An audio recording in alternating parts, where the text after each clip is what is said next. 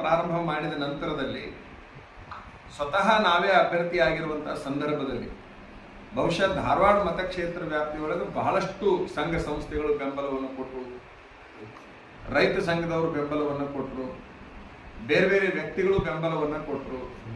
ಬಹುಶಃ ಬಿಜೆಪಿ ಒಳಗಿನ ಎಷ್ಟೋ ಜನ ನಮ್ಮ ನಿಲುವನ್ನು ಬೆಂಬಲಿಸಿ ನಮ್ಮ ಸಿದ್ಧಾಂತಗಳನ್ನು ಪ್ರೀತಿ ಮಾಡಿ ನಮ್ಮ ವ್ಯಕ್ತಿತ್ವವನ್ನು ಅರ್ಥ ಮಾಡಿಕೊಂಡಿರ್ತಕ್ಕಂಥವರು ಎಲ್ಲರೂ ನಮ್ಮ ಹಿಂದೆ ಬಂದರು ಅಂತಕ್ಕಂಥದ್ದು ಅವರನ್ನು ನಾನು ಅಭಿನಂದಿಸ್ತೇನೆ.